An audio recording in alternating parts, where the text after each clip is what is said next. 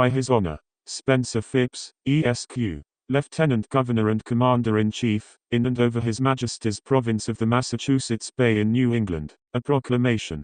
Whereas the tribe of Penobscot Indians have repeatedly in a perfidious manner acted contrary to their solemn submission unto His Majesty long since made and frequently renewed, I have therefore, at the desire of the House of Representatives, with the advice of His Majesty's Council, thought fit to issue this proclamation, and to declare the Penobscot tribe of Indians to be enemies, rebels and traitors to His Majesty King George II, and I do hereby require His Majesty's subjects of this province to embrace all opportunities of pursuing, captivating, killing and destroying all and every of the aforesaid Indians, and whereas the General Court of this province have voted that a bounty or encouragement be granted and allowed to be paid out of the public treasury, to the marching forces that shall have been employed for the defense of the eastern and western frontiers, from the 1st to the 25th of this instant November, I have thought fit to publish the same, and I do hereby promise, that there shall be paid out of the province treasury to all and any of the laid forces, over and above their bounty upon fulfillment, their wages and subsistence,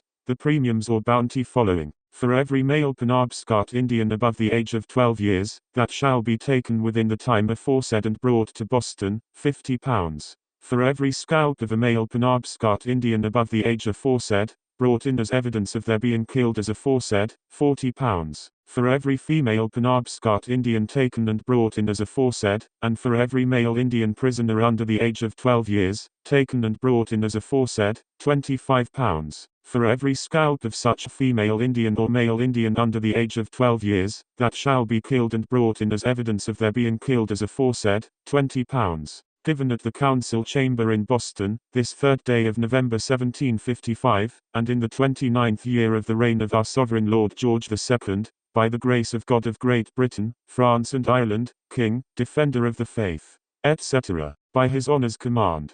F. Willard, Secretary. S. Phips. God save the King. Daskamus auladi bina.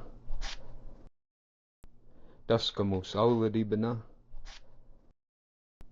Daskamus auladi bina. James Eric Francis Sr. Penobscot is a multimedia artist, a historian, and the Director of Cultural and Historic Preservation for the Penobscot Nation. James's deep knowledge of Maine history, Penobscot culture, and indigenous landscapes informs much of his creative output. In 1755, in an attempt to clear the region for English-speaking settlements, Massachusetts Lieutenant Governor Spencer Phips issued proclamations that offered bounties for killing native people. This proclamation required His Majesty's subjects of the province to embrace all opportunities of pursuing, captivating, killing, and destroying all and every Penobscot citizens.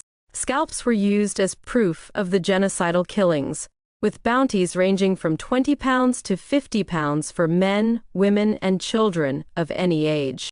By June 1756, the Massachusetts Assembly voted to raise the bounty to £300 per person, equal to about $60,000 in 2020. Describing the painting, Francis noted that the artwork urges the citizens of Maine to join hands with the indigenous population of Maine and walk eternally into the future and move beyond the deadly mandates of the past.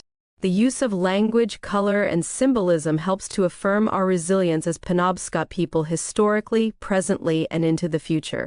Francis meticulously painted a recreation of the November 1755 Phips proclamation for the background of this monumental 5-by-4-foot work, with the Penobscot word for "We Walk On" eternally painted over the proclamation in blood red.